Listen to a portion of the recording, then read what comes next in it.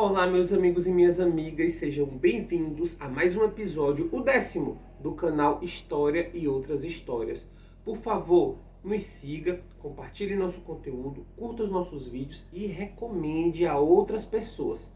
Caso você não goste do trabalho que eu estou fazendo aqui, curta, compartilhe, siga do mesmo jeito, apenas por piedade, beleza? Que assim também serve. Quando eu tiver muita gente me seguindo, muita gente me assistindo, aí eu vou dizer assim: se você não gosta do meu vídeo, então não me siga, não me veja, fique longe de mim. Mas por enquanto, né, então eu vou ficar aqui apelando mesmo. Minha gente, hoje nós vamos falar sobre Núbia e o reino de Kush.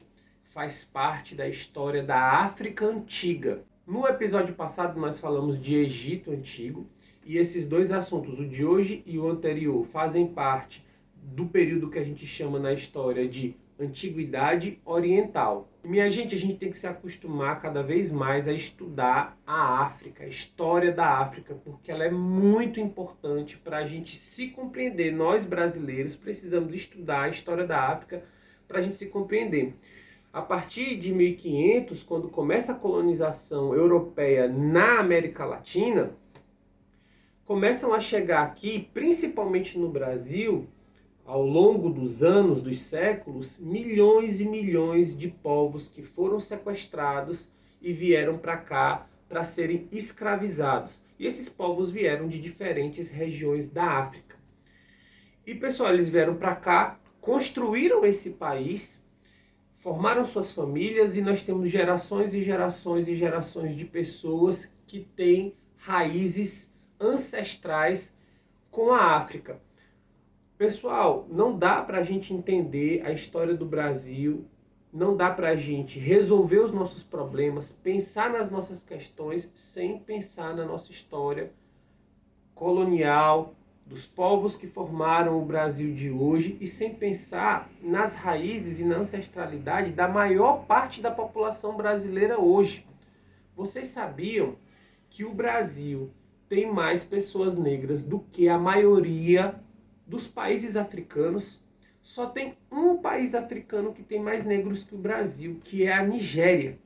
Então o Brasil é o segundo país do mundo com a maior população negra, a segunda maior população negra do mundo. Isso quer dizer o quê? Que nossas raízes, além das indígenas, além das europeias, são principalmente, a partir da constituição populacional que nós temos hoje, são africanas.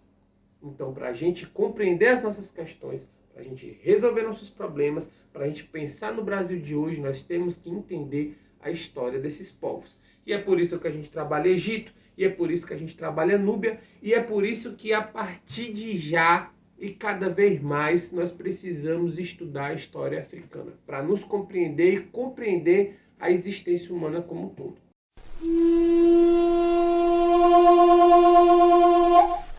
A Núbia, ela fica ao sul do Egito, no território que hoje corresponde ao Sudão.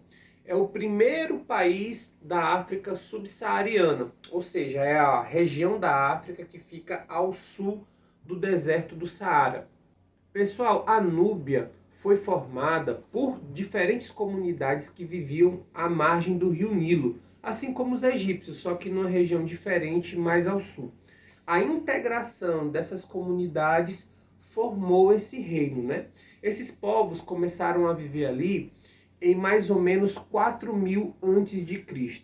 Porém, só em 2000 a.C. é que houve essa integração e esse território ficou todo unificado em um único reino, o reino da Núbia.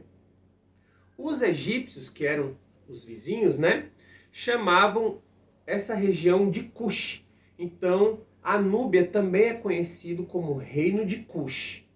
A figura política central da Núbia era o seu rei, assim como era nas outras sociedades antigas também, certo? Só que na Núbia havia uma pequena diferença. Nas outras sociedades antigas, o rei era aclamado a partir da hereditariedade. Morria o rei, o seu filho assumia. Na Núbia, a aclamação era feita de forma diferente. Quando um rei morria, líderes comunitários se reuniam para escolher a pessoa que eles julgavam mais preparada para liderar o povo da Núbia dali em diante. Depois que eles faziam essa escolha, eles pegavam umas sementes, jogavam no chão e se aquelas sementes caíssem em uma determinada disposição, era sinal de que os deuses estavam aprovando ou não a escolha desse rei. Então havia duas fases aí nessa discussão de quem ia ser o novo rei. A discussão entre os líderes comunitários e depois lá essa cerimônia que eles faziam para que os deuses ratificassem ou não a escolha feita ali por aqueles conselheiros, pelos líderes comunitários. Porém, pessoal, a vida pública da Núbia não era formada apenas por homens. As mulheres eram profundamente respeitadas, tinham atividade e participação política intensas, e inclusive chegaram a governar a Núbia em diferentes ocasiões. Então, diferentemente da maioria das sociedades antigas, as mulheres gozavam de uma situação bastante diferente, de muita participação e de muito mais respeito. Essa é uma característica muito importante que diferencia a Núbia de outras sociedades antigas. Isso provavelmente é resquício cultural de sociedades primitivas que geralmente atribuíam à mulher um respeito muito maior do que essas outras sociedades que a gente tem estudado até agora. Esses dois fatores, pessoal, a escolha do rei e a participação ativa das mulheres na política, são considerados extremamente importantes para a estabilidade política, que é também característica da Núbia e lá do reino de Cush. Outro fator de estabilidade política também era a religiosidade da Núbia. Eles eram politeístas, assim como os outros povos, a maioria dos outros povos da antiguidade. E o rei era considerado um representante direto dos deuses, né? Inclusive fazendo uma alusão agora àquela cerimônia das sementes, né? Então, se as sementes diziam que aquele rei era um escolhido dos deuses, como é que você vai fazer movimentos de oposição e de contestação, né? Então, essa relação, como eu já falei anteriormente, entre religiosidade e política era extremamente importante para a manutenção da estabilidade política desses reinos.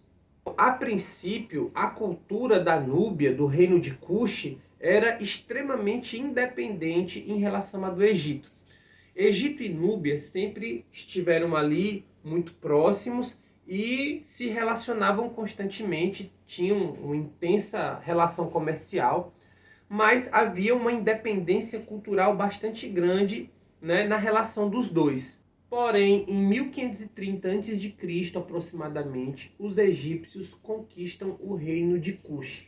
E aí essa independência cultural que havia entre os dois se desfaz.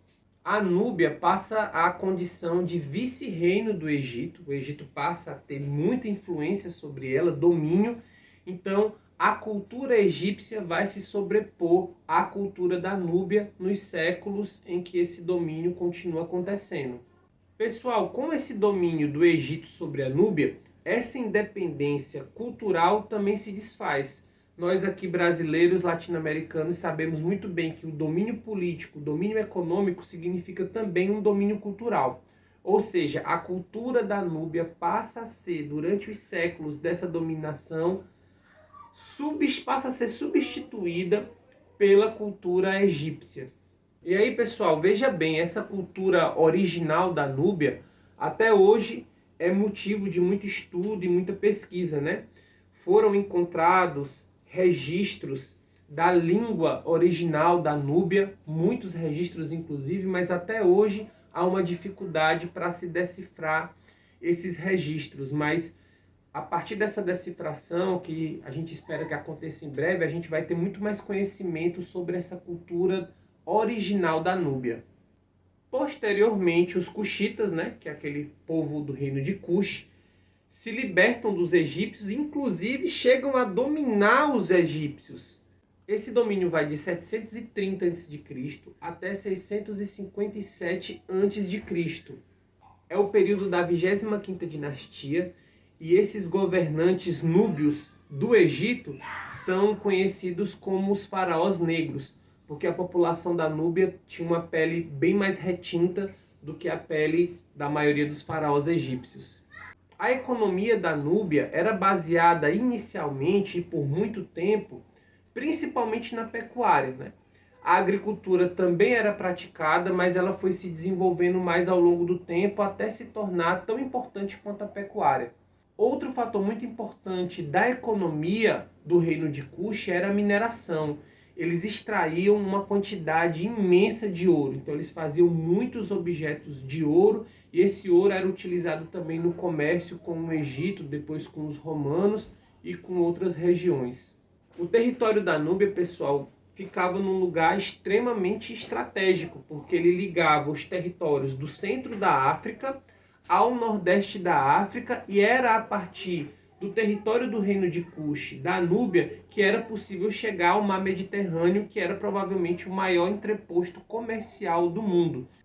O reino de Kush, pessoal, durou muito tempo, teve muita estabilidade, permaneceu por milênios. De maneira impressionante, resistiu inclusive ao ataque dos romanos.